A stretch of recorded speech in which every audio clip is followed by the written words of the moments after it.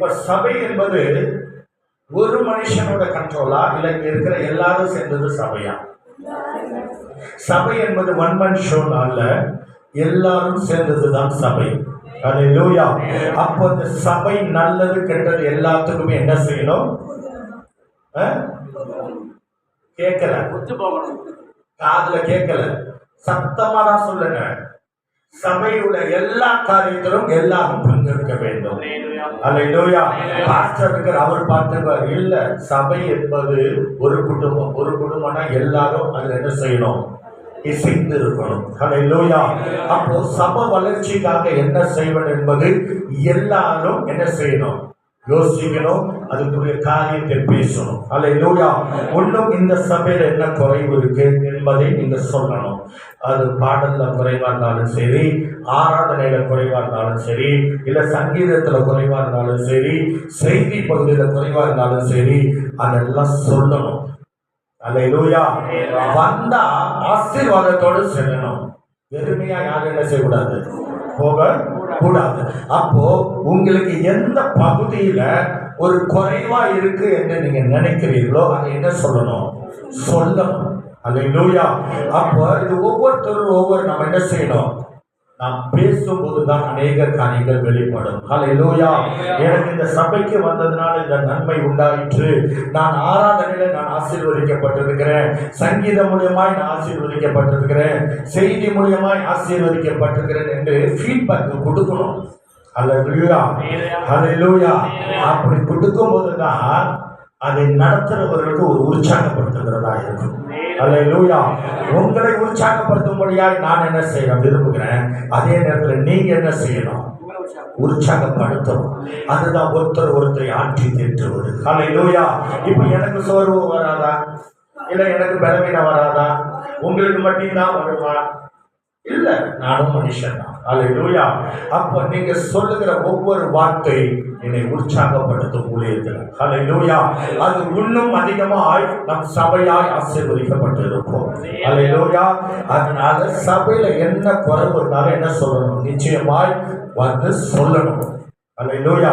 இன்றைக்கு இந்த ஆராதனையில இந்த பகுதி எனக்கு ஒத்து வரல, எனக்கு குறைவா இருந்துச்சு, அது இன்னும் மேம்படணும் அப்படின்னு என்ன சொல்லணும்? சொல்லணும். நல்லதை சொல்லாதீங்க, கெட்டதை மாத்திரம் சொல்லுங்க. ஏன்னா நல்லது சொன்னா என்ன வந்துடும்?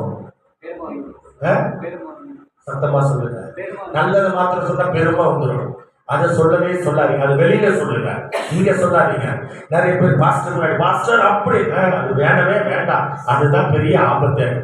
அதை வெளியில சொல்லுங்க. எது எது குறைவா இருக்கிறதோ அதை இங்கே சொல்லுங்க. அல்லேலூயா. என மாற்றிக்கொள்ளணும். நம்முடைய ஆராதனை இன்னும் மாறணும், நம்முடைய சபை நடத்துதல் இன்னும் மாறணும், அது தேவனோடு நெருங்குறதாய் காணப்படணும். அல்லேலூயா. அல்லேலூயா. சண்டை வராத. அல்லேலூயா. அல்லேலூயா. அப்படி தேவனோடு ஒருவர் மேல் ஒருவர் ஐக்கியமாய் அன்பாய் இருந்து ஒருவர் மேல் ஒருவர் கரிசனையாய் இருக்கும் போதுதான் அந்த சபை வளரும், அந்த சபை தான் கட்டப்படும். காரணம், அந்த சபை தான் கர்த்தர் நேசிப்பார்.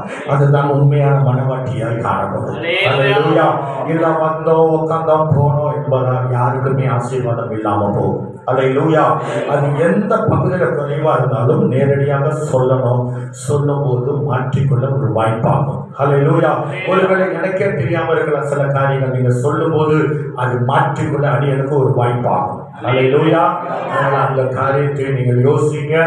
எதாலும் வெளிப்படையாய் பேசுங்க, மறைமுகமாய் கிசு பேசாதீங்க. அல்லேலூயா. அது யார் பேசுவா? அல்லேலூயா. எதாலும் வெளிப்படையாய் நேருக்கு நேராய் பேசுவது நல்லது. மறைமுகமா பின்புறமாய் பேசுவது தேவன் விரும்புகிற காரியம் அல்ல. அல்லேலூயா. ஏன் மேல ஏதாவது குற்றமா இருந்தாலும் நேருக்கு நேரம் ஏன் பாஸ்டர் இப்படி பண்ணீங்கன்னு கேளுங்க. அதுதான் கர்த்தர் ஆசீர்வாதமாய் மாற்றுவார். அல்லேலூயா. அல்லேலூயா. ஏன்னா நானும் பரலோகம் போகணும்ல, நீங்க சொல்லும் போது நானும் தெரிஞ்சுக்க முடியும். அல்லேலூயா. அப்போ சபை கேட்பது மாத்திரமல்ல, சொல்ற காரியத்திலும் சரியா இருக்கணும். அல்லேலூயா. போன வாரத்துல என்ன வார்த்தையை நாம் கவனித்தோம்? போன வாரத்துல கர்த்தர் என்ன பேசினார் நம்மோடு? என்ன தலைப்பு? வசனம் சொல்லல, என்ன ஆலோசனை, எதை குறித்து பேசு?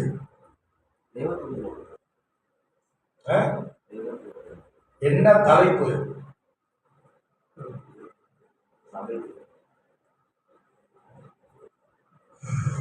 மறந்து போச்சு. அல்லேலூயா. சரி, என்ன காரியத்தை குறித்து தான் பேசுறேன்?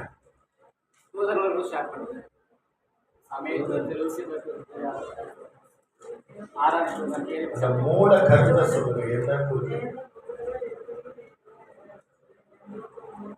முக்கியமாய் சொல்லப்பட்ட கருத்து? சபை. சபை குறித்து தானே பேசுறேன். என்ன உங்களுக்கு எனக்கே சந்தேகமா இருக்கு. உண்மையா இல்லையா? எதை குறித்து தான் பேசுறேன்? அப்போ இனி நடக்க போற சம்பவத்தை குறித்து தான் நம்ம என்ன செய்தோம்? தியானித்தோம். அதுல முதலாவது சபை, கிருபையின் காலம், கிருபையின் யுகம். அல்லேலூயா. அதை குறித்து தானே பார்த்தோம். அல்லேலூயா. இனி நடக்க போற சம்பவத்தை குறித்து தான் நாம் பார்த்தோம். அல்லேலூயா. அப்போ இப்போ இந்த கிருபையின் காலத்துல நாம் வாழ்ந்து கொண்டு இருக்கிறோம். இந்த கிருபையின் காலத்துல நாம் தேவனுக்கு உண்மையா இருப்போமானால், பிரியமாய் இருப்போமானால் நாம் பரலோகம் எடுத்துக்கொள்ளப்படுவோம். அல்லேலூயா. எத்தனை பேர் இதை ஒத்துக்கிறீங்க? அல்லேலூயா. இதை நாம் வாசிக்க வேண்டும் என்றால் தானியேல் புஸ்தகமும் வெளிப்படுத்தின விசேஷத்துல கர்த்தர் நீ நடக்க போற சம்பவத்தை குறித்து அதிகமாய் வெளிப்படுத்தி இருக்கிறார். அல்லேலூயா. அல்லேலூயா. வெளிப்படுத்தின 2ஆம் அதிகாரம் 3ஆம் அதிகாரம் வாசிக்கும் போது நடக்கக்கூடிய காரியங்களை எல்லாம் திட்டம் தெரியுமாய் நமக்கு வெளிப்படுத்தி இருக்கிறார். அல்லேலூயா. சபையை கொண்டு அவர் என்ன செய்ய போகிறார், சபை எதற்காக நியமித்தார், அந்த சபையில என்னென்ன காரியம் நடைபெறும், சபை இருந்தால் தான் பரலோகம் போக முடியும் என்பதை எல்லாம் கர்த்தர் அதில் வெளிப்படுத்தி இருக்கிறார். அல்லேலூயா. தானியேல் புத்தகத்தை நீங்க வாசிக்கும் போது நிச்சயமாக அறிந்து கொள்ள முடியும். அல்லேலூயா. சபை இல்லாமல் பரலோகம் போக முடியுமா? முடியாது. நிச்சயமாய் முடியாது. அல்லேலூயா. அப்ப சபையை கொண்டுதான் கர்த்தர் ஒரு மறுமாற்றத்தை கொடுக்கும்படியாக விரும்புகிறார். அல்லேலூயா. ஒரு மறுமலர்ச்சி உண்டாக்கும்படியாக கர்த்தர் விரும்புகிறார். அவருக்கு தேவையான கூட்டத்தை சபையிலிருந்துதான் அவர் எடுக்கும்படியாக விரும்புகிறார். அல்லேலூயா. அப்ப சபைக்கு வருகிறவர்கள் மாத்திரம் தான் எங்க போக முடியும்? சொல்லுங்க. பரலோகம் போக முடியும். அல்லேலூயா. நான் சபைக்கே போக மாட்டேன், ஆனா நான் தேவனை விசுவாசிக்கிறேன், தேவனை ஆராதனை நான் வீட்டுல இருந்து செய்கிறேன், நான் போக முடியுமா? சொல்லுங்க. போக நிச்சயமாய் முடியாது. அல்லேலூயா. சபை மிக மிக மிக முக்கியமான காரியம். அதனால்தான் சபைக்கு போறது என்ன செய்யக்கூடாது? விட்டுவிட கூடாது என்று ஆண்டவர் சொல்லி இருக்கிறார். அல்லேலூயா. அப்ப சபை இல்லாமல் பரலோகம் செல்ல முடியாது. அல்லேலூயா. அப்ப சபை உருவாக்கப்படுகிற இடமாய் காணப்படுகிறது. அதான் படத்துல சொன்னேன். அல்லேலூயா. சபை நம்மளை தகுதிப்படுத்துகிற இடமாய் காணப்படுகிறது. சபை நம்மளை ஆயத்தப்படுத்துகிற இடமாய் காணப்படுகிறது. சபை இயேசுவோடு உள்ள அன்புல நெருங்க உதவுகிறதாய் காணப்படுகிறது. அல்லேலூயா. அதனாலதான் இயேசு மணவாட்டியான சபை மேல விருப்பம் உள்ளவராய் இருக்கிறார். அல்லேலூயா. அதனாலதான் அவர் புருஷனாய் இருக்கிறார், சபை மணமகளாய் இருக்கிறார். அல்லேலூயா. அப்போ அந்த புருஷனுக்கு பிரியமான சபையா இருக்குமானால் அதை தான் அவர் என்ன செய்வார்? மணப்பார். அல்லேலூயா. அல்லேலூயா. எத்தனை சபை இருந்தாலும் எல்லா சபையும் மணவாட்டி ஆயிருமா? நிச்சயமாய் ஆகாது. கர்த்தர் பிரியப்படுகிற சபை மாத்திரம் தான் மணவாட்டியாய் மாறும். அல்லேலூயா. அல்லேலூயா. நீங்க திருமணத்தப்போ எத்தனை காரியத்தை பார்த்துருப்பீங்க? பார்த்தீங்களா? பார்க்கலையா? இல்ல கண்ண முடியாம சொன்ன கேட்டீங்கன்னு எத்தனை பேர் சொல்றீங்க? அவர் கருப்பா இருக்காரா, வெள்ளையா இருக்காரா, வாஸ்து இருக்கா, வீடு இருக்கா, எல்லாம் பார்க்கிறோம்ல. இதே போல கர்த்தர் நம்மை பார்ப்பாரா, பார்க்க மாட்டாரா? அந்த சபையில பரிசுத்தம் இருக்கா, சபையில நீதி இருக்கா, சபையில உண்மை உத்தவம் இருக்கா, இதெல்லாம் பார்த்துதான் இந்த சபையை நடத்தணும். புரியல நினைக்கிறேன். அப்படிப்பட்ட மணவாட்டியை மாத்திரம்தான் கர்த்தர் தெரிந்து கொள்வார். அந்த மணவாட்டியில தான் கர்த்தர் பிரியப்படுகிறார். அந்த மணவாட்டிக்கு தான் மெல்லிய வஸ்திரத்தை கொடுக்கிறவராய் இருக்கிறார். அந்த மெல்லிய வஸ்திரம் பரிசுத்தத்தை குறிக்கிறது, நீதியை குறிக்கிறது. அல்லேலூயா. அப்போ அந்த வஸ்திரம் தரிப்பிக்கப்பட்ட சபை மாத்திரம் தான் எடுத்துக் கொள்ளப்படும். சவுண்டே வராது. அல்லேலூயா. எத்தனை பேர் எடுத்துக்கொள்ளப்படணும்னு ஆசைப்படுறீங்க? அல்லேலூயா. அவர் வருவதற்கு முன்பாக நான் எடுத்துக்கொள்ளப்பட வேண்டும் என்று விரும்புகிறவர்கள் எத்தனை பேர்? இல்ல அவர் வந்ததுக்கு அப்புறம் தான் நான் போவேன்னு சொல்றவங்க எத்தனை பேர்? அல்லேலூயா, அல்லேலூயா. அவர் வரும் முன் நாம் எடுத்துக்கொள்ளப்படும். அதுதான் கர்த்தர் விரும்புகிறார். அல்லேலூயா. அவர் வந்ததுக்கு அப்புறம் கைவிடப்பட்டு அடி வாங்கி உத வாங்கி ரத்த சாட்சியை மறித்து போவதை காட்டிலும் அதற்கு முன்பாகவே பரிசுத்தமாய் ஜீவித்து அவர் அண்டையில் சேர்வதுதான் நலமான காரியம். அல்லேலூயா. அதைதான் கர்த்தர் விரும்புகிறார். அதற்காகவே சபையை உருவாக்கி இருக்கிறார். அதற்காகவே சபையில அவர் அசைவாடி கொண்டிருக்கிறார். அதற்காகவே சபையில ஒவ்வொருவரை பலப்படுத்தி கொண்டிருக்கிறார். அதற்காகவே சபையில அவர் ஒவ்வொரு உற்சாகம் ஊட்டுகிற தேவனாக இருக்கிறார். அல்லேலூயா, அல்லேலூயா, அல்லேலூயா. இதே சபை முன்னாடி இருந்தது இப்படி என்ன வித்தியாசம் இருக்கு? நான் பொறுப்பெடுத்ததுக்கு அப்புறம் சொல்லுங்க, என்ன வித்தியாசம் தெரியுது உங்களுக்கு? சபை பொறுப்பெடுக்கும் போது இருந்த ஆராதனை, இருந்த செய்தி, இருந்த நிகழ்ச்சிகள் இப்போ வித்தியாசம் இருக்கா இல்லையா? பழைய ஆளுங்க தான் சொல்லுங்களேன். ஏதாவது வித்தியாசம் தெரியுதா? மாற்றம் தெரியுதா? இல்ல அப்படியே சப்பர மாதிரி இருக்கா? சத்தமா தான் சொல்லுங்களேன். ஃபாஸ்டிங்ல இருந்தாலும் இப்படியா? அல்லேலூயா. அப்ப தேவன் ஒவ்வொரு நாளும் சபையை உருவாக்கி கொண்டிருக்கிறார். அந்த சபையை முன்னோக்கி செல்லும்படியாக விரும்புகிறார். அந்த சபையை கொண்டு அநேக நுகங்களை முறிக்க முடியாது விரும்புகிறார். அல்லேலூயா. கர்த்தர் ஒரு சபையை தேர்ந்தெடுத்திருப்பாரானால் அந்த சபையை கொண்டு சுற்றி இருக்கிற அனைத்து சாத்தானோட கோட்டைகளையும் உடைக்கும்படியாக விரும்புகிறார். அதற்கு நம்ம சபை ஆயத்தப்படுத்திக் கொண்டிருக்கிறோம். அல்லேலூயா. நீங்க உங்க மனசாட்சியை தொட்டு சொல்லுங்க, நீங்க முன்னாடி ஜெபிக்கிற மாதிரி இப்ப ஜெபிக்கிறீங்களா? இல்ல இப்ப வித்தியாசமா ஜெபிக்கிறீங்களா? முன்னாடி இருந்த விசுவாசம் இருக்கா? இல்ல இப்ப விசுவாசத்துல நான் முன்னோக்கி சென்றிருக்கிறானா என்று யோசித்து பாருங்க. முன்னாடி தேவன் மேல இருந்த அன்பு இப்ப இருக்கா? இல்ல அதை காட்டிலும் இப்ப என் தேவ அன்பு கூடி இருக்கு என்று சொல்ல முடியுமா? உங்களை பரிசோதனை செய்யும் போது கர்த்தர் உங்களை நடத்துற விதத்தை அறிந்து கொள்ளலாம். உங்க பின் வாழ்க்கையை யோசிக்கும் போது கர்த்தர் அதை உணர்த்துவார். இன்றைக்கு நீ எந்த நிலையில கொண்டு வந்து கர்த்தர் வைத்திருக்கிறார் என்பதை புரிந்து கொள்ள முடியும். எந்த பரிமாற்றம் உண்டாயிற்று என்பதை உங்களால் அறிந்து கொள்ள முடியும். ஹல்லேலூயா, ஹல்லேலூயா. எந்த அளவுக்கு தேவனோடு உறவாடுகிறோம் என்பதை கர்த்தர் வெளிப்படுத்துகிறதாய் காணப்படும். அப்பப்ப என்ன செய்யணும்? பரீட்சை வச்சு நமக்கு அப்பப்ப பரீட்சை வச்சாதான் நம்ம எந்த இடத்துல நிற்கிறோம் என்பதை அறிந்து கொள்ள முடியும். ஹல்லேலூயா, ஹல்லேலூயா. சுந்தரியம்மா வந்தப்ப இருந்த மாதிரி இல்ல, இன்னைக்கு அவங்க விசுவாசத்துல பலனடைந்து இருக்காங்க. அதுக்கு நானே சாட்சி. ஹல்லேலூயா. அவங்களுக்கு பாடத்துல நாமும் பாடுவதற்கு அவர்கள் வாஞ்சை உள்ளவர்களாக இருக்கிறாங்க. அவங்க வாழ்க்கையில கர்த்தர் மாற்றத்தை கொடுத்திருக்கிறார். அதனால அவங்க வாழ்க்கையில ஆசீர்வாதத்தை கொடுக்கிறார். அவங்க விண்ணப்பத்திற்கு கர்த்தர் பதில் கொடுக்கிறார். அப்ப இங்க வந்திருக்கிற ஒவ்வொருத்தர வாழ்க்கையிலும் கர்த்தர் முன்னோக்கி செல்ல முடியாது செய்து கொண்டிருக்கிறார். காரணம் சபை. அல்லேலூயா. சபை மூலமாய் கர்த்தர் உங்களை உருவாக்கி அநேகருக்கு பிரயோஜனமுள்ள சபையாய் மாற்றும்படியாய், அநேகருடைய கட்டுகளை அறுக்கக்கூடிய சபையாய், அநேகருடைய குருட்டாட்டத்திலிருந்து விடுவிக்கும்படியாய் கர்த்தர் அந்த கண்களை நமக்கு கொடுக்கும்படியாக விரும்புகிறார். அதற்காக தான் சபை. அல்லேலூயா. அவருடைய சித்தத்தை திட்டத்தை அறிந்து நாம் செயல்படுகிறவர்களாக இருக்க வேண்டும். அல்லேலூயா. நாம் ஒரு நாளும் அவரோடு வரும்போது நாம் கைவிடப்படாதபடி அவரோடு எடுத்துக் கொள்ளப்படுகிறவர்களாய் காணப்பட வேண்டும். அல்லேலூயா. முதலாவது காரியம் சபை. சபை இல்லாமல் பரலோகம் செல்ல முடியாது. அல்லேலூயா. இரண்டாவது கர்த்தரின் இரண்டாம் வருகை. அதுல முதல் கட்டம் ரகசிய வருகை. எத்தனை பேர் அதை ஒத்துக்கிறீங்க? ரகசிய வருகை இருக்குன்னு. அல்லேலூயா, அல்லேலூயா. அநேக சபையில ரகசிய வருகை இல்லை என்று சொல்லிக் கொண்டிருக்கிறாங்க. இருக்கா இல்லையா? ஆண்டவருடைய வார்த்தை சொல்கிறது, ஒருவன் வயதில் இருக்கும் போது ஒருவன் எடுத்துக்கொள்வதால் ஒருவன் கைவிடப்படுவான். ஹல்லேலூயா.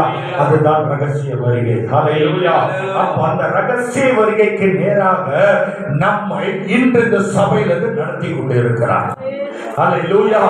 அவர் ரகசியமாய் வந்து நம்மை அழைத்து செல்லும்படியாய் விரும்புகிறார். இன்னும் அதிகமாய் சொல்ல போனால் அவர் நம்மை எடுத்துக் கொள்ளும்படியாய் விரும்புகிறார். அவரை நேசிக்கிற நம்மை அவர் நம்மை எடுத்து அவருடைய ராஜ்யத்தில் வைக்கும்படியாய் விரும்புகிறார். ஹல்லேலூயா. அப்போ அதற்காகவே நம்மை சபையில வைத்து உருவாக்கி கொண்டிருக்கிறார். அதற்காகவே சபையில நம்மை பரிசுத்தப்படுத்திக் கொண்டிருக்கிறார். அதற்காகவே சபையில சில சிக்ஷைகளை கொடுத்து அவருக்கு நேராக திரும்பும்படியாக விரும்புகிறார். ஹல்லேலூயா. காரணம் எல்லாம் அந்த ரகசிய வரையில் அவரோடு நாம் செல்ல வேண்டும் என்பதற்கு. ஹல்லேலூயா. சில பாடுகள் வரும்போது நாம் சோர்ந்து போகக்கூடாது. சில பிரச்சனைகள் வரும்போது நாம் சோர்ந்து போகக்கூடாது. கர்த்தர் நம்மை உருவாக்குகிறார் என்று நீங்கள் அதை ஏற்றுக்கொள்வீர்களானால் அது நீங்கள் பாக்கியவான்களாய் மாறுவீர்கள். ஹல்லேலூயா. ஹல்லேலூயா. அப்ப அந்த ரகசிய வருகையிலே கர்த்தர் நம்மை எடுத்துக் கொள்ளும்படியாய் அவர் விருப்பமுள்ள தேவனாய் இருக்கிறார். அதற்கு நாம் ஆயத்தப்பட வேண்டும். அதற்கு நாம் தகுதிப்பட வேண்டும். நம்முடைய வஸ்திரம் வெள்ளிய வஸ்திரமாய் காணப்பட வேண்டும். ஹல்லேலூயா. ஹல்லேலூயா. அப்போதுதான் அந்த மணவாட்டி மேல மணவாளன் பிரியமுள்ளவராய் இருப்பார். ஹல்லேலூயா. அவர் வெளிப்புறமான உள்ள அலங்காரத்தை பார்க்கிற தேவன் அல்ல, உள்ளான அலங்காரத்தை காண்கிற தேவனாய் இருக்கிறார். ஹல்லேலூயா. வெளிப்புறமான உடையை காண்கிற தேவன் அல்ல, மெல்லிய வஸ்திரத்தை கொடுத்து அவருடைய கண்களுக்கு அழகாய் நம்மை மாற்றி அலங்காரமாய் நம்மளை ஜொலிக்கப்படும்படியாக விரும்புகிறார். ஹல்லேலூயா. அவர் பார்வைக்கு நாம் அழகு உள்ளவர்களாய் மாற்றும்படியாக விரும்புகிறார். ஹல்லேலூயா. ஹல்லேலூயா. எத்தனை பேர் அதற்கு ஆயத்தமா இருக்கிறீங்க? இந்த பூலோகத்துல உள்ள அழகு வேணுமா? ஆவியானவருடைய அழகு உங்களுக்கு வேணுமா? இந்த பூலோகத்துல மனுஷன் உங்க கண்ணு உங்க மேல வரணுமா?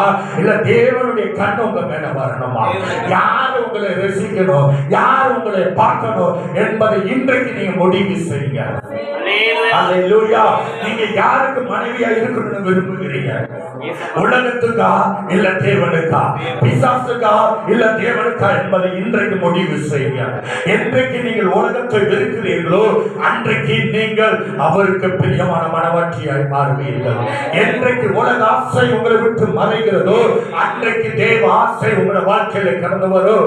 அன்று முதல் அவர் உங்கள் மேல் பிரியப்படுகிறவராய் இருக்கிறார். அன்று முதல் அவர் உங்களை கண்ணோக்கி பார்க்கிறவராய் இருக்கிறார். அன்று முதல் கொண்டு உங்களுடைய வாழ்க்கையில ஒரு மாற்றத்தை கொடுத்து அவர் ஆசீர்வதித்து உயர்த்துகிற தேவனாய் இருக்கிறார். ஹல்லேலூயா. ஹல்லேலூயா. அந்த சராசங்களை உண்டாக்கின தேவன் நம்முடைய கணவராய் இருப்பாரானால் நமக்கு ஆசீர்வாதத்தை தராமல் இருப்பாரோ? நாம் தேட வேண்டியது பரத்தின் ஆசீர்வாதத்தை, பூலோகத்தின் ஆசீர்வாதத்தை அல்ல. அந்த பரத்தின் ஆசீர்வாதத்தை தேடும் போது பூலோகத்தில் உள்ள ஆசீர்வாதத்தை கொடுத்து நம்மை ஆசீர்வதித்து உயர்த்துகிற தேவன். ஹல்லேலூயா. ஹல்லேலூயா. அப்ப இந்த உலகத்தை வெறுக்கணும்னா நீ தேவனால் பிறந்திருக்க வேண்டும்.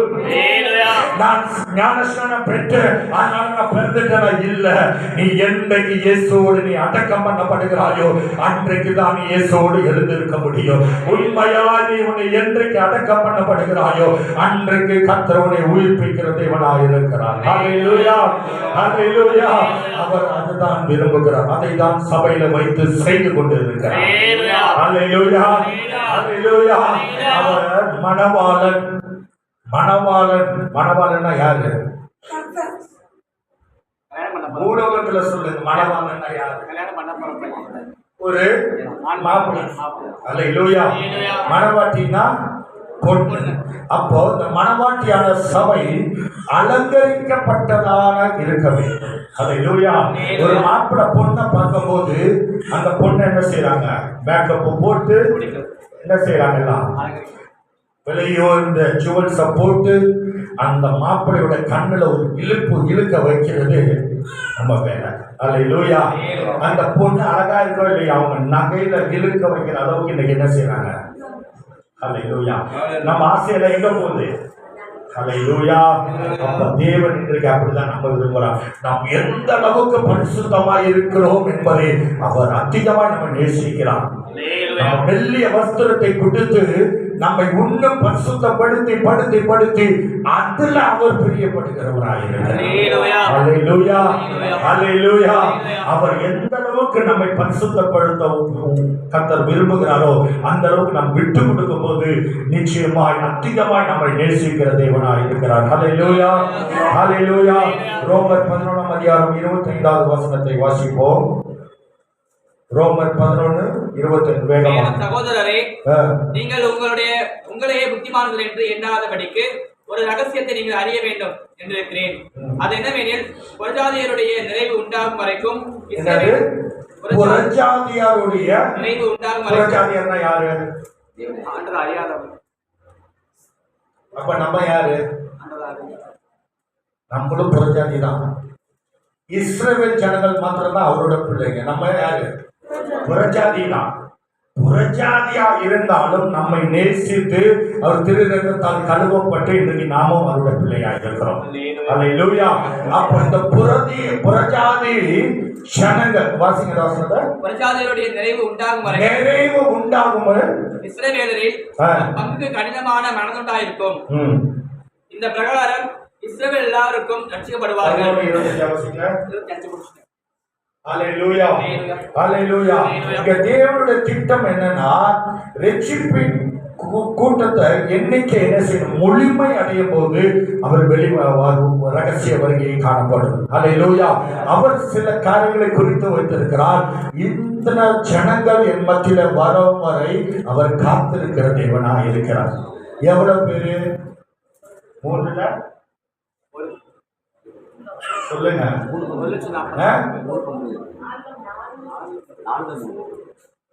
4ல தூக்காம இருக்கிறீங்க. அல்லேலூயா. 4ல 3 பங்கு அவருடைய இடத்துக்கு வரும் வரை அவர் காலதாமதம் செய்து கொண்டிருக்கிறார். அல்லேலூயா, அல்லேலூயா. அப்போ 4ல 3 பகுதினா எவ்வளவு? உலகத்தோட ஜனத்தொகை எவ்வளவு?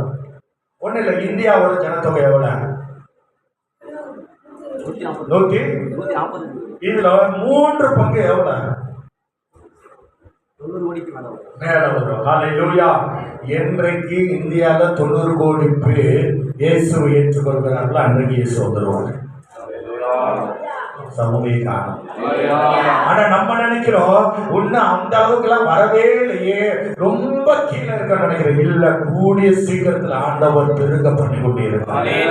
அநேக முஸ்லிம் இன்னைக்கு கிறிஸ்தவர்களாய் மாறிக்கொண்டிருக்கிறார். அநேக ஹிந்துஸ் இன்னைக்கு கிறிஸ்டியனாய் மாறிக்கிட்டு இருக்காங்க. ஆனா உங்க பெயர் மட்டும்தான் மாத்தாம இருக்காங்க. அவங்க ரகசிய கிறிஸ்தவராக அநேகர் இன்றைக்கு இருக்கிறார். அல்லேலூயா, அல்லேலூயா. கர்த்தர் இன்றைக்கு சூழ்நிலை மாற்றி கொண்டு இருக்கிறார். ஆனால் நாம் அதற்கு ஊழியம் செய்யாதபடி அமர்ந்து நாட்களை வெறுமையாய் கழித்துக் கொண்டிருக்கிறோம். அதற்காகவே கர்த்தர் நமக்கு ஜீவனை கொடுத்திருக்கிறார். அறுவடை மிகுதி குறைவு. அல்லேலூயா, அல்லேலூயா. அப்ப இங்க இருக்கிறவங்க வருஷத்துக்கு ஒரு ஆளை கொண்டு வந்தாலும் 40 வருஷம் விசுவாசினா எத்தனை பேர் இருக்கணும்? 40 பேர் உங்களால இருக்கணும். இருக்கா? நீங்க ஆண்டவரை ஏற்றுக்கொண்டதுல இருந்து எத்தனை வருஷம் ஆயிடுச்சுன்னு பாருங்க. அத்தனை வருஷத்துல வருஷத்துக்கு ஒரு ஆளுன்னு வச்சாவே ஆத்மா பெருகுமா இல்லையா? தேவனுடைய கணக்கு திட்டம் நிறைவேறுமா நிறைவேறாதா? அதற்காக தான் தேவன் நமக்கு ஜீவனை கொடுத்திருக்கிறார். அதற்காகவே சபையை கொடுத்திருக்கிறார். அதற்காகவே நம்மை உருவாக்கி கொண்டிருக்கிறார். அல்லேலூயா, அல்லேலூயா. ரகசிய வருகை மிக சமீபம் என்பதை அறிந்து கொள்ள வேண்டும். அதற்கு முன்பாக நமக்கு கொடுக்கப்பட்ட அந்த வேலைகளை சரியாய் நாம் செய்து முடிக்க வேண்டும். அநேக ஜனங்களை கர்த்தரிடத்தில் சேர்ப்பதில் நாம் என்ன செய்ய முந்திக் கொள்ள வேண்டும். அல்லேலூயா, அல்லேலூயா. அப்போ கிறிஸ்து ரகசிய வருகையில வருகிறார்ல. அல்லேலூயா. அப்ப முதலாவது யார் எடுத்துக்கொள்ளப்படுவார்கள்? மரித்த பரிசுத்தவான்கள் முதலாவது எடுத்துக்கொள்ளப்படுவார்கள். அப்புறம் உயிரோடு இருக்கிற நாமும் சொல்ல முடியுமா? நான் போவேன் சொல்றவங்க எத்தனை பேர்? அல்லேலூயா. அது வாய் வரல, என்ன சந்தேகம், நான் போவேன் நான். அல்லேலூயா. எல்லாம் அங்க போகணும்னு ஆண்டவர் விரும்புறாரு. அல்லேலூயா. அப்போ அவர் வரும் வேளையிலே நாம் மரித்திருப்போமானால் முதலாவது நாம் சென்றுவோம். அல்லேலூயா. அதை விரும்புகிறேன். முதலாவது போகணுமா இல்ல இரண்டாவதா போறீங்களா? முதலாவது போயிடணும். அல்லேலூயா. அப்ப முதலாவது போகணும்னா நீங்க என்ன செய்யணும்? சீக்கிரம் செத்துணும்னு நினைக்காதீங்க. ஆண்டவருடைய சித்தத்தை நிறைவேற்றி ஆண்டவருக்குள்ள மறிக்கணும்னு ஆசைப்படுங்க. அல்லேலூயா. அல்லேலூயா. ஏன்னா ஆண்டவர் சித்தத்தை நீங்க நிறைவேற்றாத வரைக்கும் அவர் உங்க உயிரை எடுக்க மாட்டார். அல்லேலூயா. வச்சு தான் செய்வாரு. அல்லேலூயா. உங்களை கொண்டு செய்ய வேண்டிய காரியங்கள் அனைத்தையும் அவர் செய்துதான் நம்ம எடுப்பார். அல்லேலூயா. அப்போ அந்த காரியத்தை என்ன செய்யணும்? நம்ம வேகமாய் செய்யணும். அப்ப வேகமா நான் எடுத்துருவேன், நான் செய்ய மாட்டேன்னு சொல்லி உட்கார்ந்துட்டீங்கன்னா உடனே முடிச்சிருவார். புரியல நினைக்கிறேன். புரிஞ்சுச்சா புரியலையா? ஆண்டோட சித்தத்தை நம்ம செயல்படுத்த ஆரம்பிச்சா அவரோட கணக்கு வரும்போது நம்ம எடுத்துக்கொள்வார். ஆனா என்னை சீக்கிரம் எடுத்துருவார் நினைச்சு எதையுமே செய்யாம இருந்தா உடனே எடுத்துருவார். புரியல நினைக்கிறேன். அல்லேலூயா. வீட்டுல போய் யோசிங்க அதோட அர்த்தத்தை. அப்போ கர்த்தர் நமக்கு கொடுக்கப்பட்ட காரியத்தை நாம் நேர்த்தியாய் செய்ய வேண்டும். அவருடைய ஊழியத்தை நாம் செய்ய வேண்டும். அவருடைய வருகையிலே அநேக ஜனங்கள் எடுத்துக் கொள்ளப்பட வேண்டும். ஒருவேளை நம்முடைய பெற்றோராக இருக்கலாம், நம்முடைய கூட பிறந்தவர்களாக இருக்கலாம், நம்ம சுற்றி இருக்கிற ஜனங்களாக இருக்கலாம். அவர்களும் தேவனை அறிந்து கொள்ள வேண்டும். அதற்காக தான் கர்த்தர் இன்றைக்கு நம்ம ஜீவனோடு வைத்திருக்கிறார். அதற்காகவே தேவன் நமக்கு விசுவாசத்தை கொடுக்கிறார். அதற்காகவே நம்முடைய ஜெபத்துக்கு எல்லாம் மறுபடி கொடுத்து நம்மை உயர்த்தி கொண்டு இருக்கிறார். நாம் இந்த காரியத்தை செய்ய வேண்டும். அல்லேலூயா. அல்லேலூயா. மூன்றாவது உள்ள காரியம் அது 1 தெசலோனிக்கர் 4ஆம் அதிகாரம் 16-17 வாசிப்போம். 1 தெசலோனிக்கர் 4ஆம் அதிகாரம். ஏனெனில் கர்த்தர் தாமே ஆரவாரத்தோடு பிரதான தூதரோடும் சத்தத்தோடு தேவ எக்காலத்தோடு வானத்திலிருந்து இறங்கி வருவார். அப்பொழுது கிறிஸ்துவுக்குள் மரித்தவர்கள் முதலாவது எழுந்திருப்பார்கள். உயிரோடு இருக்க நாமும் கர்த்தருக்கு எதிர்கொண்டு போய் மேகங்களின் மேல் அவரோடு கூட ஆகாயத்தில் எடுத்துக் கொள்ளப்பட்டு இவ்விதமாக எப்போதும் கர்த்தருடன் கூட இருப்போம். ஹல்லேலூயா. அப்ப இங்க என்ன சொல்லி இருக்குன்னா கர்த்தர் எப்படி வராரா? ஆரவாரத்தோடு சத்தத்தோடும். அப்போ இது ஆவிக்குரிய செவி இருக்கிறவனுக்கு தான் அவர் வாராருன்னே தெரியும். மாம்ச செவி இருந்தா கேட்குமா? நிச்சயமா கேட்காது. அந்த ஆவிக்குரிய செவி இருக்கும் போதுதான் அவர் ஆரவாரத்தோடு வருவதை நம்மளால என்ன செய்யும்? அந்த வார்த்தை சத்தம் கேட்கும். அந்த ஆவிக்குரிய கண்கள் இருந்தாதான் அதை நாம் பார்க்கவும். அல்லேலூயா. அப்போ இங்க தெளிவாய் தெரிகிறது அவர் நிச்சயமாய் வருவார் என்பதுல எந்த சந்தேகமும் இல்லை. அல்லேலூயா. 1 கொரிந்தியர் 15ஆம் அதிகாரம் 35 52 வரை நாம் வாசிக்கும் போது அது உள்ள காரியத்தை அறிந்து கொள்ள முடியும். நான் வசனம் மட்டும் சொல்றேன், படிக்க வேண்டாம், எழுதி கொள்ளுங்க. 1 கொரிந்தியர் 15ஆம் அதிகாரம் 35 52 வரை உள்ள வசனத்தை வாசிக்கும் போது அறிந்து கொள்ளலாம். 2 தெசலோனிக்கர் 2ஆம் அதிகாரம் 1ஆவது வசனத்தை வாசிங்க. 2 தெசலோனிக்கர் 2ஆம் அதிகாரம் 1ஆவது வசனம். சகோதரர்களே, கர்த்தராகிய இயேசு கிறிஸ்துவின் வருகையும் நாம் அவரிடத்தில் சேர்க்கப்படுவதை குறித்து நாங்கள் உங்களுக்கு வேண்டிக் கொள்கிறது என்னவெனில், ஒரு ஆவியாலாவது வார்த்தையிலாவது எங்களிடத்திலிருந்து வந்ததாய் தோன்றி போதும். அன்றியும் சகோதரரே, நம்முடைய கர்த்தராகிய இயேசு கிறிஸ்துவின் வருகையும் நாம் அவரிடத்தில் சேர்க்கப்படுவதை குறித்து நாங்கள் உங்களை என்ன செய்கிறோம்? வேண்டிக் கொள்கிறோம். இயேசு நம்மை வேண்டிக் கொள்கிறப்பா, எப்படியாவது என் கூட வந்துருங்க. அல்லேலூயா. அதனால அவர் இரக்கம் பாராட்டி கொண்டே இருக்கிறார். அல்லேலூயா. அதனால அவர் வார்த்தை கொண்டு நம்மோடு பேசி நம்மை உணர்த்தி கொண்டு நம்மை ஆயத்தப்படுத்தி கொண்டு இருக்கிறார். அல்லேலூயா. அப்போஸ்தலர் 1ஆம் அதிகாரம் 9வது வசனத்தை வாசிப்போம். அப்போஸ்தலர்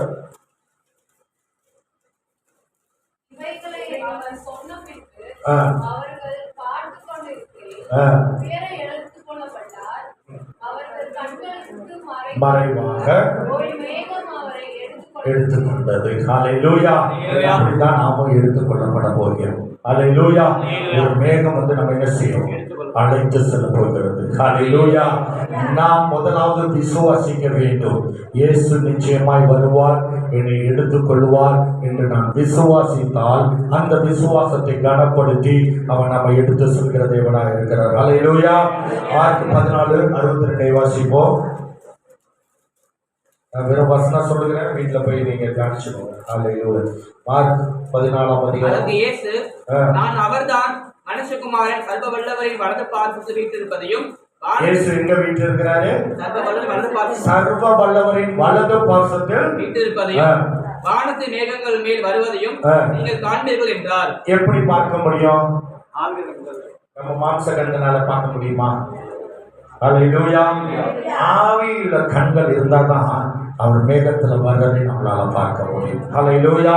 யோவான் 14:1-3 வரை வாசிப்போம். உங்கள் இருதயம் கலங்காதிருப்பதாக தேவனிடத்தில் விசுவாசமாயிருங்கள், என்னிடத்தில் விசுவாசமாயிருங்கள். என் பிதாவின் வீட்டில் அநேக வாசஸ்தலங்கள் உண்டு. அப்ப யார் யார் மேல நம்ம விசுவாசமா இருக்கணும்? தேவனிடத்திலும் இயேசுவினிடத்திலும் விசுவாசமா. எத்தனை பேர் அந்த விசுவாசம் இருக்கு? உண்மையை சொல்லணும்.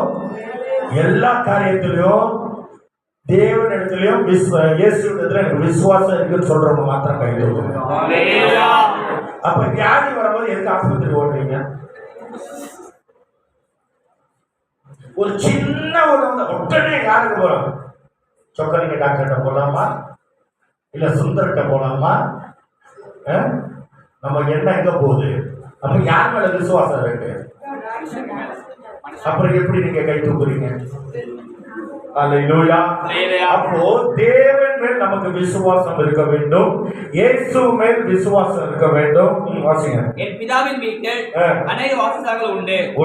அப்படி இல்லாதிருந்தால் நான் உங்களுக்கு சொல்லியிருப்பேன். ஸ்தலத்தை உங்களுக்கு ஆயத்தம் பண்ண போகிறேன். நான் போய் உங்களுக்காக ஸ்தலத்தை ஆயத்தம் பண்ணின பின்பு நான் இருக்கிற இடத்துல நீங்களும் இருக்கும்படி. அவர் எங்க இருக்கிறாரு?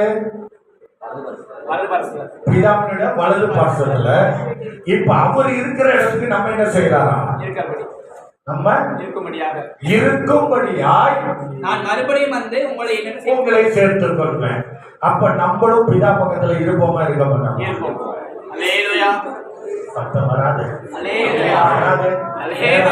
பசிக்குதுல, வயிறு கவனமா இழுக்குதுல. அல்லேலூயா. அப்ப பிதாவினிடத்துல நம்ம இருக்க போறோம். எவ்வளவு சந்தோஷம் இருக்கணும்.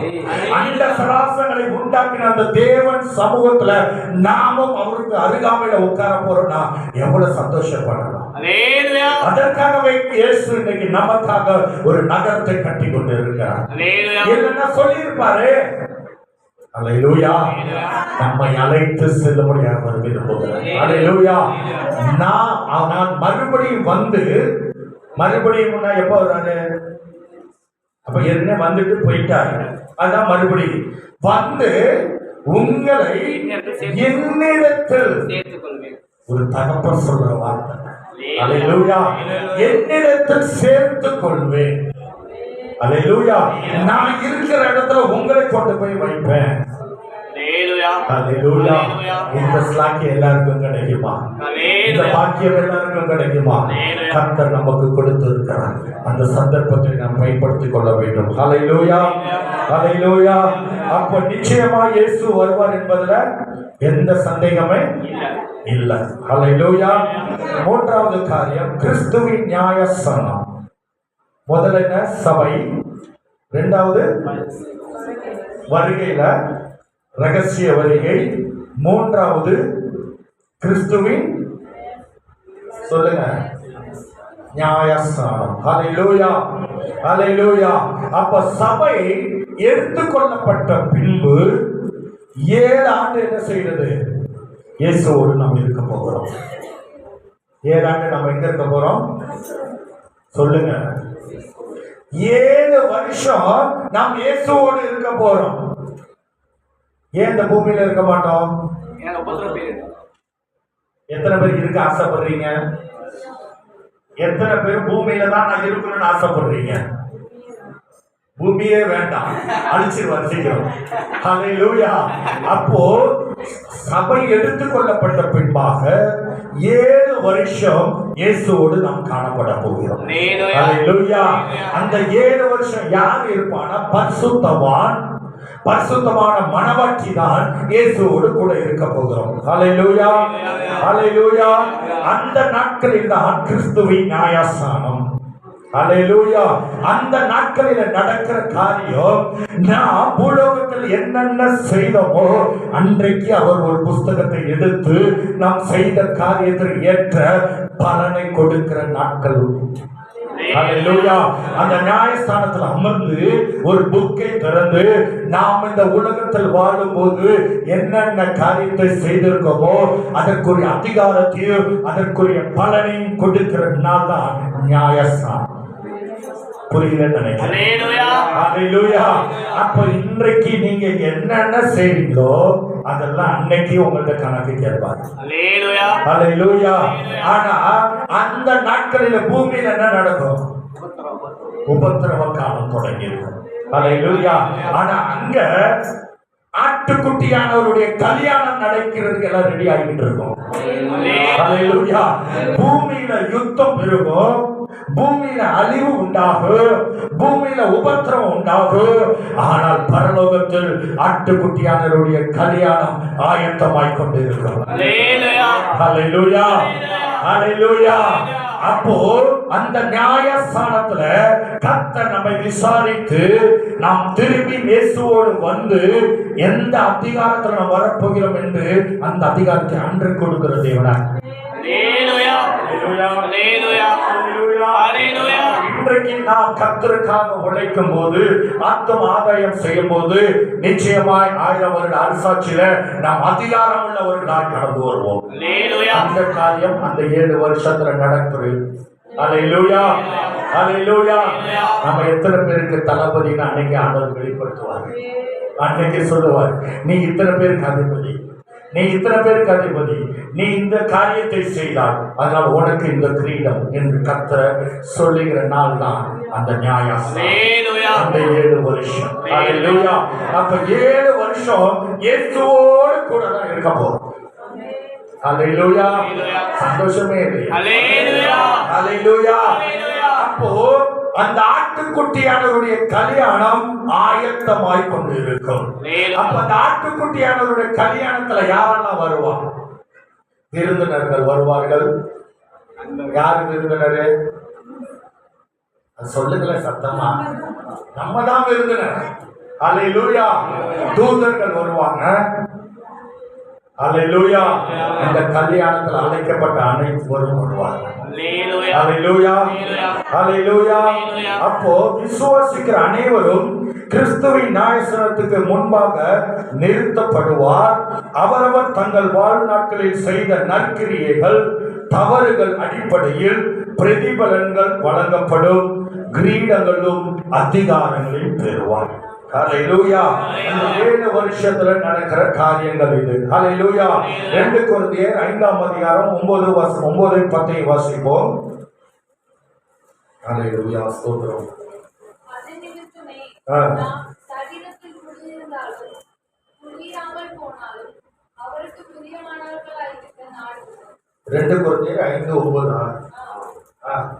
ஏனென்றால் சரீரத்தில் அவனவன் செய்த நன்மைக்காவது தக்க பலனை அடையும்படி நாம் எல்லாரும் கிறிஸ்துவின் நியாயஸ்தானத்திற்கு முன்பாக வெளிப்பட வேண்டும். ஹல்லேலூயா. இன்னைக்கு நற்கிரியை செய்ய ஆரம்பிச்சிருங்க. அப்பதான் இயேசுவோட காலத்துல நம்ம என்ன செய்யணும்? அதிகாரம் உள்ளவர்களாக காணப்படும். 1000 வருட அரசாட்சியில நம்ம என்ன செய்யணும்? அதிகாரிகளாய் கடந்து வர வேண்டும். இன்றைக்கு நற்கிரிகளை செய்யும் போது கர்த்தர் நமக்கு அந்த கிரீடத்தையும் அதிகாரத்தையும் கொடுக்கிற தேவனாய் இருக்கிறார். ஹல்லேலூயா. ரோமர் 14ஆம் அதிகாரம் 10வது வசனம். இப்படி இருக்க நீ உன் சகோதரனை குற்றவாளி என்று எண்ணிக்கிறது என்ன?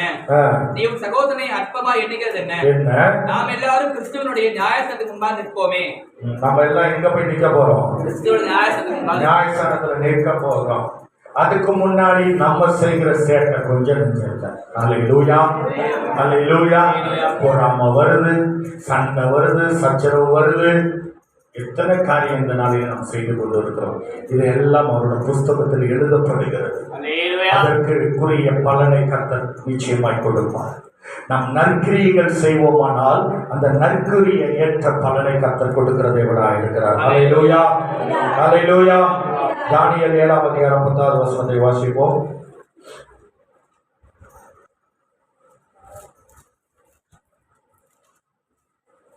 அக்னி நதி அவர் சன்னதியிலிருந்து புறப்பட்டு ஓடினது.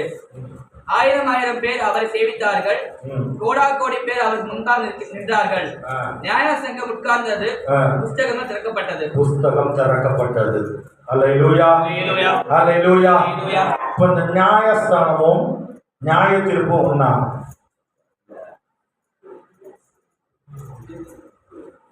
சொல்லுங்க. இந்த நியாயஸ்தானமும் நியாய தீர்ப்பும் ஒரே காரியமா? இல்ல. நியாய தீர்ப்பு என்பது உலகத்தில் உள்ள அனைத்து ஜனங்களையும் கர்த்தர் கொண்டு வந்து நியாய தீர்க்கிறது.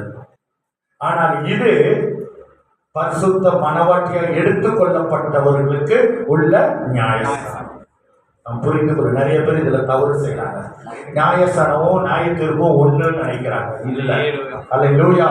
அந்த நியாய தீர்ப்பு எப்ப நடக்கும்?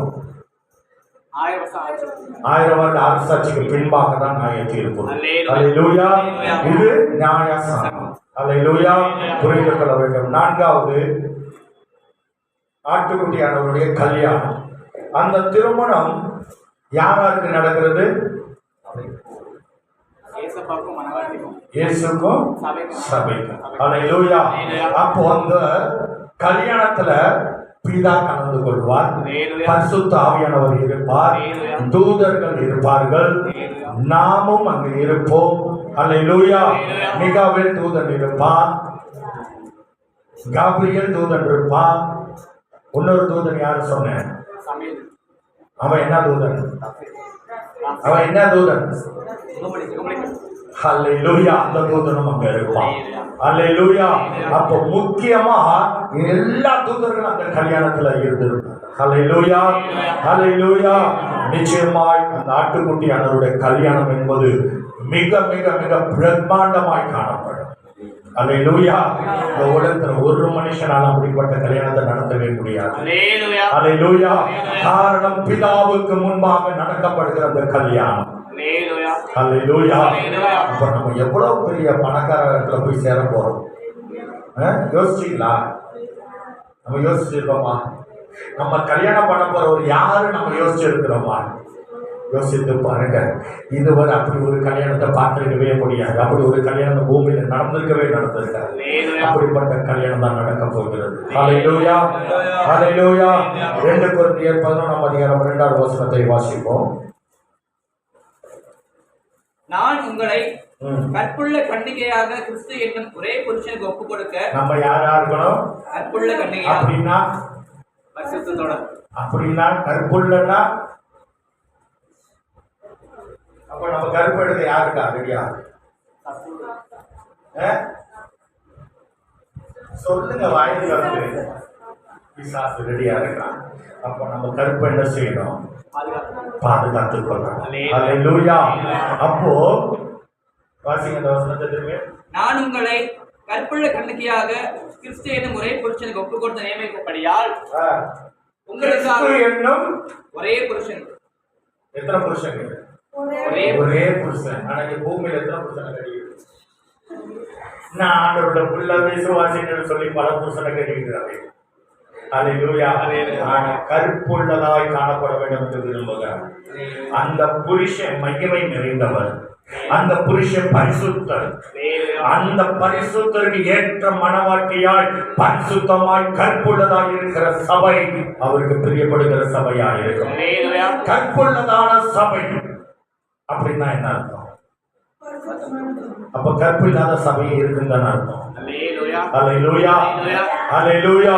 கற்புள்ள சபை என்றால் உண்மை உத்தமமாய் பரிசுத்தமாய் நீதியாய் அவருடைய வார்த்தைக்கு செவி சாய்க்கிறதாய் அவருடைய கட்டளைகளை கை கொண்டு நடக்கிற சபைதான் கற்புள்ள சபை. இப்ப நீங்க எந்த சபையில இருக்கிறீங்க? உண்மையாவா? வாயில வராத உண்மையாவா? கற்புள்ள சபையில தான் இருக்கிறீங்களா? இந்த சபை கர்த்தர் விருப்பப்படுவாரா? விருப்பப்படணும்.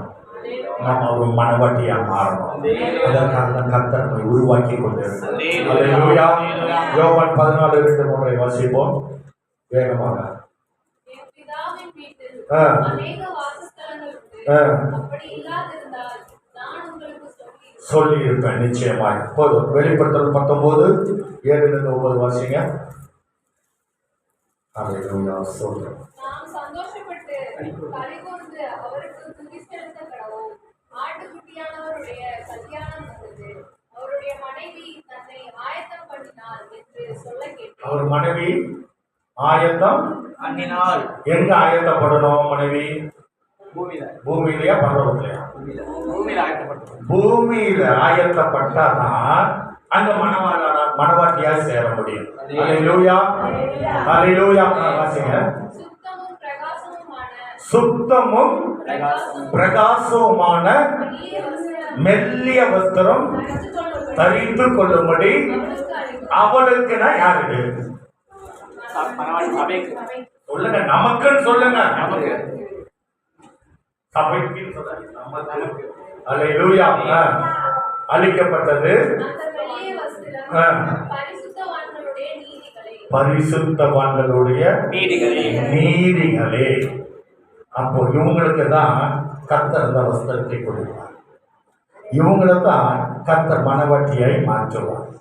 இவங்களை தான் கர்த்தர் நேசிப்பார். அல்லேலூயா. இப்படிப்பட்டவங்க தான் அவருக்கு மனைவியாய் இருக்க முடியும். அல்லேலூயா. என்னோட வார்த்தையை சொல்லுகிறேன். மொத்தம் எத்தனை பாயிண்ட் சொல்லியிருக்கிறேன்? ஃபர்ஸ்ட் என்ன? சபை, ரகசிய வருகை, கிறிஸ்துவின் நியாயசனம், ஆட்டுக்குட்டியானவருடைய கல்யாணம். அப்போ எவ்வளவு முடிஞ்சிருக்கு? 4. 21 காரியம் இருக்கு. அல்லேலூயா. இனி நடக்க போற சம்பவம் 21 காரியங்கள் நடக்க போகிறது. அதுல இதுவரை நாம் பார்த்திருக்கிறது 4 காரியம். அல்லேலூயா. இந்த 4 காரியத்துல எந்த இடத்துல நாம் இருக்கிறோம் என்பதை ஒவ்வொருவரும் நிதானித்து பார்க்க வேண்டும். அல்லேலூயா. இந்த 4 காரியத்துல எந்த ஸ்தானத்துல நாம் நிற்கிறோம்